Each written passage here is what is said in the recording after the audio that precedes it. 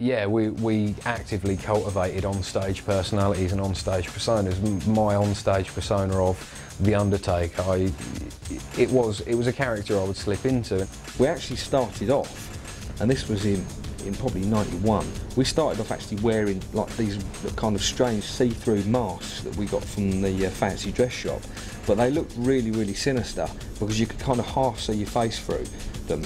And it's ironic because obviously you've got Slipknot around now, but we were literally, the only thing that made us stop wearing the masks and go onto the corpse paint was all the Norwegian stuff. Otherwise we'd probably still, you know, have been wearing the masks, and it would have probably gone on from that basically.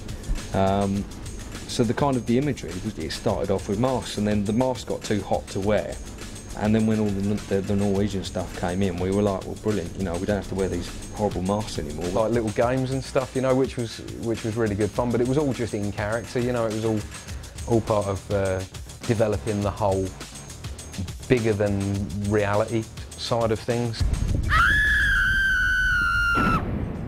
I can remember doing a gig in Colchester where we got some pig's heads and some pig's blood, and we covered ourselves in pig's blood and put these pig's heads on sticks and played like that, which was, you know, completely insane for the time. But, you know, we were doing it kind of in, you know, in a very kind of dark humour as a laugh. You know, we didn't really kind of mean, you know, that we were anything by it at all, apart from we were just having a good laugh about it, but in a very dark way.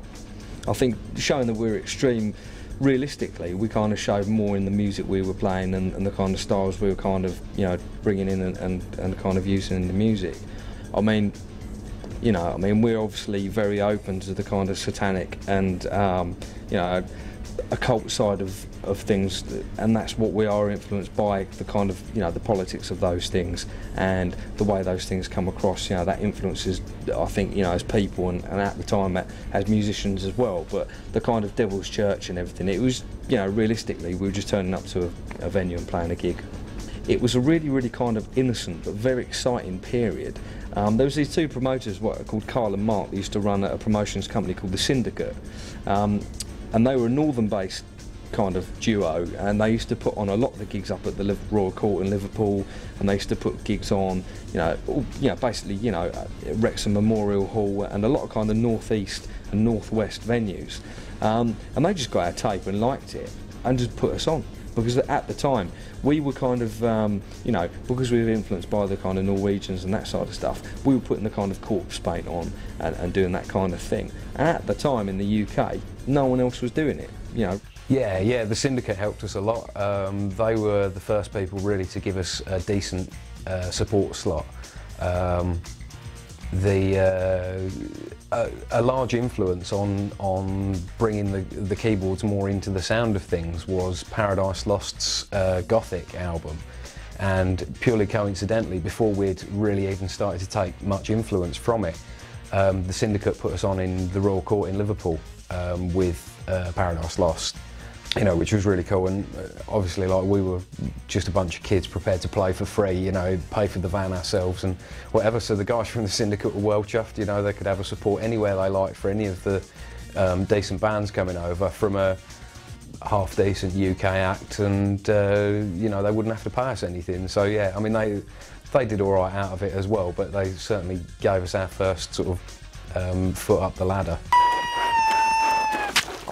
Previous to the Dublin Castle gig, about maybe 6-8 months before that was the last time we'd played in London, but leading up to that we'd been playing in London quite a bit, and we hooked up with the manager, with Zach, and he stopped us from playing London, and we were quite frustrated by him stopping us from playing London, and it was very much a case of we were worried that the friends we'd made from playing in London on a regular basis would not be so excited or interested the next time we came to London, because we wouldn't have seen them for ages.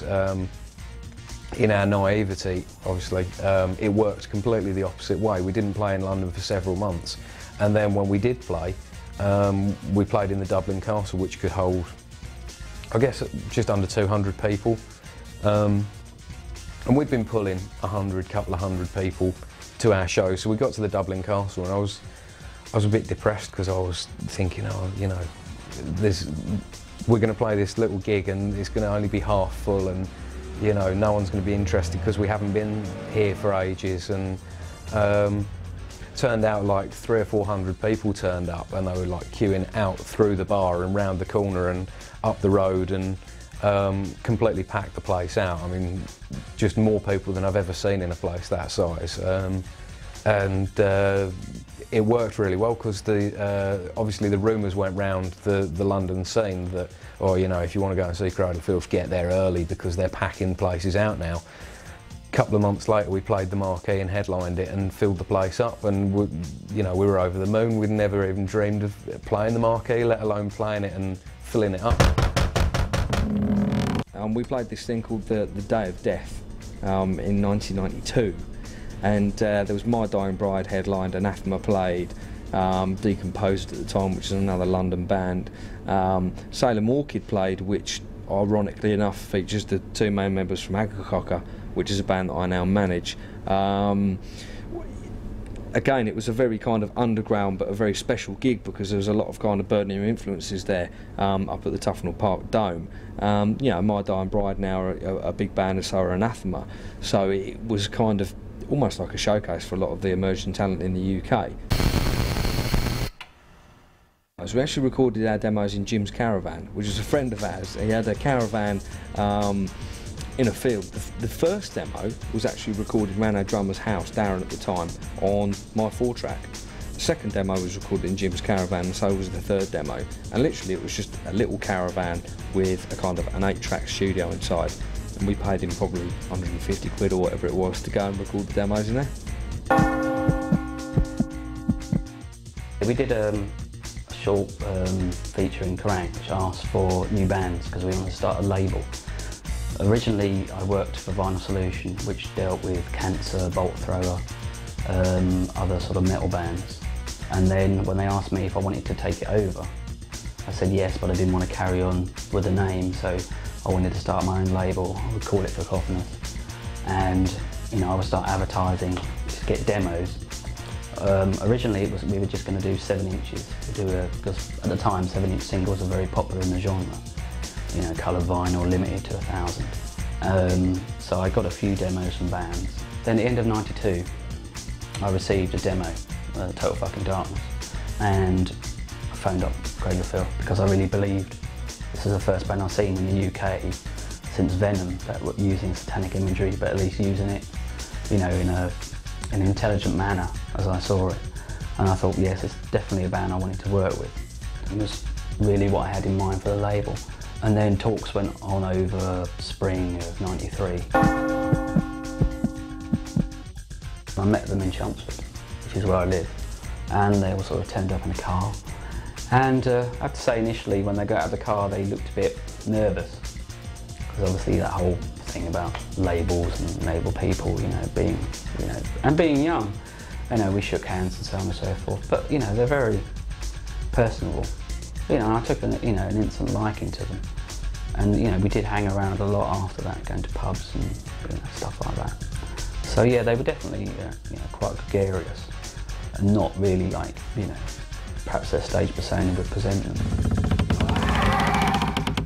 And we booked Academy Studio for autumn of that year to record the album, which they did.